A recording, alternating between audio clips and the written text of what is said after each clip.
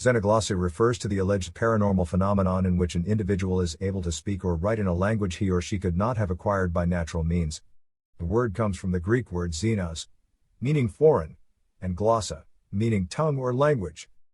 Documented cases of xenoglossy are extremely rare and the phenomenon is not widely recognized in scientific literature. However, throughout history, there have been accounts of xenoglossy that proponents believe demonstrate the authenticity of the phenomenon. One of the earliest purported cases dates back to the 1st century CE involving a Greek philosopher named Apollonius of Tyana. According to biographer Philostratus, Apollonius traveled to India and encountered a group of men captured as slaves from Ethiopia. Though they did not speak Greek, Apollonius identified their language as Ethiopian and supposedly had a conversation with them, acting as a translator to and from Greek so both parties could understand each other. In the 16th century, the Cardinal Nicholas Cusanus recorded an account of a German monk living in Italy following his untimely death. It was said that the monk's body began speaking fluent Italian rather than German, which was taken as evidence that his soul had been replaced with that of an Italian monk after death. Perhaps the best-known modern case dates back to 1927 involving an 11-year-old English girl named Uttara Hutter. Hutter reportedly became possessed by the spirit of Sharda and spoke fluently in Bengali, though she had no prior exposure to the language. Her pronunciations and accents were reportedly so sophisticated that her speech mirrored native Bengali speakers. The problem with confirming xenoglossy is that most cases have never been properly scientifically studied, and evidence amounts to hearsay or anecdotal testimony. In Uttara Hutter's case, for example, no linguists were present to verify her Bengali pronunciations or vocabulary used during her statements. Characteristics and factors. Several key characteristics and factors emerge, however, from analysis of documented xenoglossy accounts. Statements involve complex, interactive conversations in the foreign language, not merely short, simple phrases. Accents, pronunciations, vocabulary choices, and grammar indicate mastery of language beyond an elementary level. The language learned defies explanation by normal means.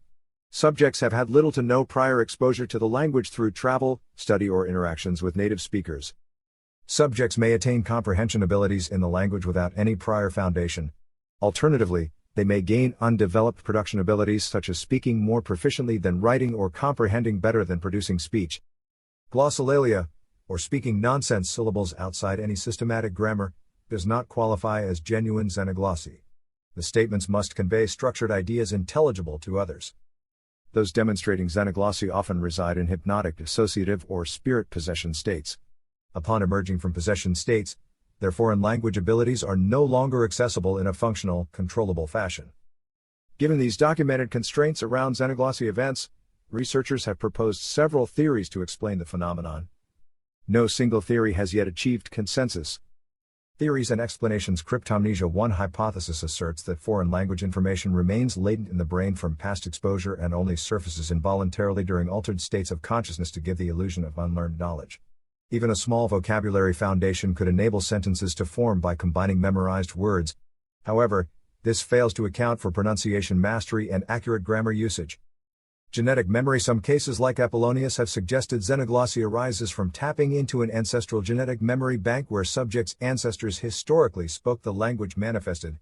However, evidence still lacks for phylogenetic memory transmission via DNA. Critics further highlight that ancestors would have spoken older, more archaic versions of languages whereas subjects display modern dialects. Reincarnation. Xenoglossic children like Uttara who accomplish foreign languages seem compatible with reincarnation ideologies where past life memories emerge. However, many cultures consider reincarnation explanations unscientific or pseudoscientific despite recorded case studies of children appearing to recall verifiable information about deceased strangers. Controlled testing conditions by researchers in this area remain sorely lacking. Electronic voice phenomenon (EVP). Another hypothesis draws possible connections to EVP cases where voices manifest on recording sans any observable physical source. Conceivably, external disembodied intelligences could interface with subjects telepathically. Researchers have yet to obtain supporting measurements of tangible energy frequencies during alleged xenoglossy incidents, however. Transcoding fields. Hypothetical morphic fields or psychic realms represent another explanation where thoughts resonate independent of spacetime. Xenoglossers might unconsciously tune into an ambient transcoding field where constructed meanings map stored translation data to different languages. But some argue meaning gets lost in translation, fields would merely convey superficial information. Neurology of language. The human brain contains inherent capacities for language acquisition shared across cultures. Through mechanisms little understood, traumatic events sometimes trigger hyperfunctional linguistic regions to absorb patterns quickly without instruction. Skeptics counter that genetic gifts clinically enhance talent through hard work, not spontaneous manifestations. Moreover, translation requires different interpretive skills from producing foreign tongue. Mediumship channeling. Some alleged xenoglossers channel spirits of deceased native speakers by allowing them temporary override control of speech faculties.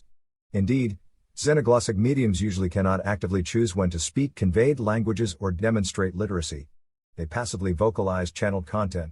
But critics note that not all xenoglossers appear possessed by spirits or entities while speaking. As an extremely rare and controversial psi phenomena, xenoglossy clearly warrants further controlled, in-depth academic exploration before reaching definitive theoretical consensus. All current explanations contain limitations. Focus may benefit by shifting to external verification methods for future observed incidents.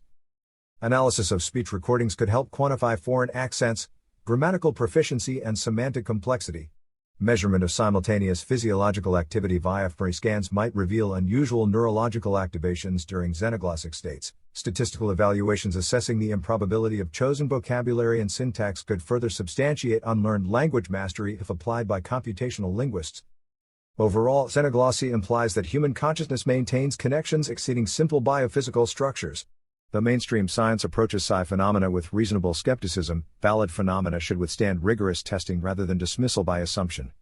As free inquiry persists in a rational spirit, greater understanding awaits at the next frontier.